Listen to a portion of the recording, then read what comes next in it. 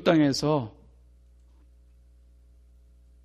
필요한 것들을 공급받는 그 공급원은 우리 회사가 아니고 직장이 아니고 내 사업이 아니고 내 자식들이 아니고 오직 하나님 한 분이라고 하는 것을 여러분 믿으시기를 주님의 이름으로 축복합니다.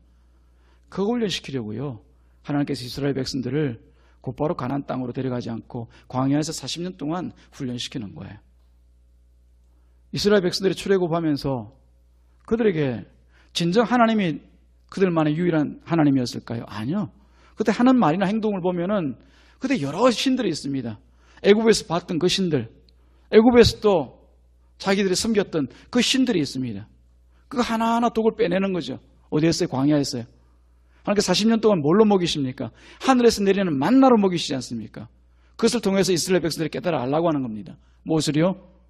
우리 먹고 사는 모든 것은 위로부터 주시는 하나님의 은혜 가운데만 있다라고 하는 것. 우리가 농사하지 않아도, 우리가 목축하지 않아도 하나님께 주시는 그 모든 것도 있다라고 하는 것. 이제 가나안 땅에 들어가면 그들은 젖을 얻기 위해서 목축을 합니다. 그 땅에서 자신의 단 것을 얻기 위해서 꿀을 경작합니다.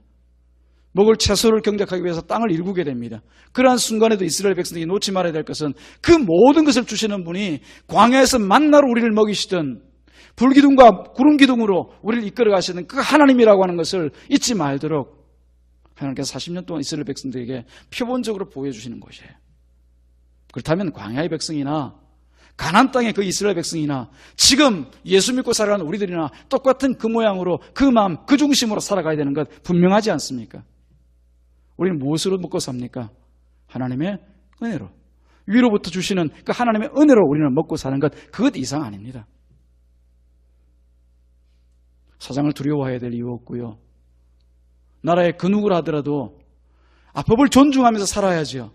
그러나 그 사람 두려워할 필요 없습니다. 왜요? 다니엘이 본 것처럼 바빌론의 느부갓네살도 하나님의 몽둥이였고 바빌론의 이 바사의 이 다리오 왕도 하나님께서 쓰시는 가시와 같은 그런 존재에 지나지 않는 것이지 않습니까? 진정 누구의 말을 듣고 누구의 백성으로 살아야 되겠습니까?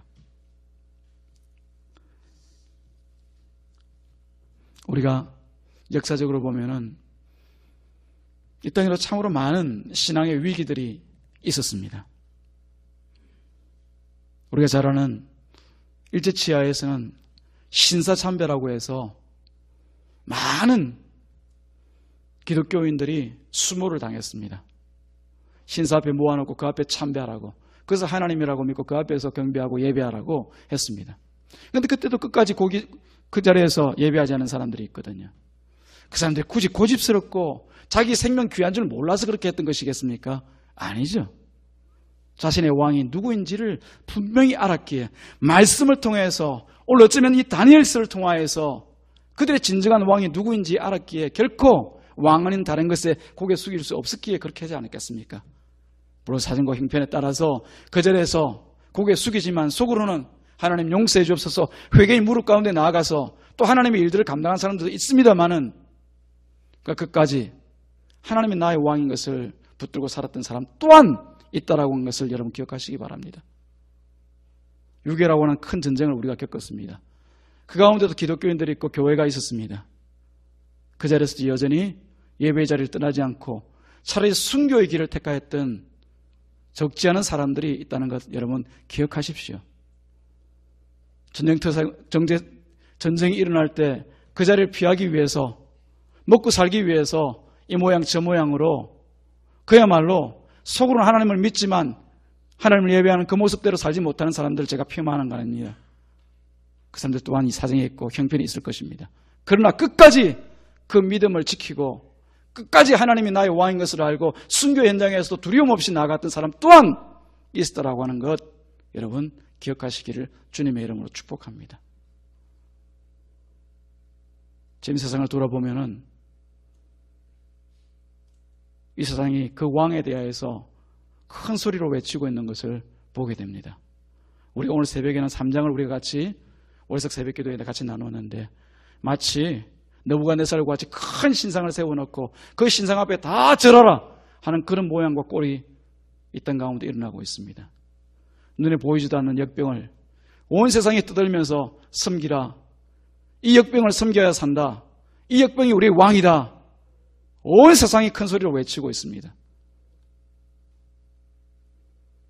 사랑하는 여러분, 누가 저와 여러분의 왕입니까? 그 왕 앞에서 해야 될 우리의 일은 무엇입니까?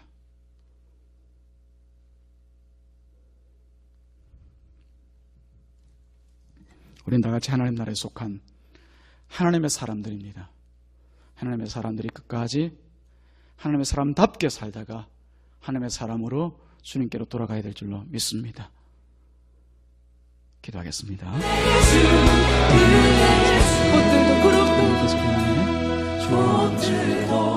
이 어려운 시대에 다시 한번 말씀드리면서 우리 스스로 돌아가게 하시는 것 같습니다. 우리 참된 왕이신 하나님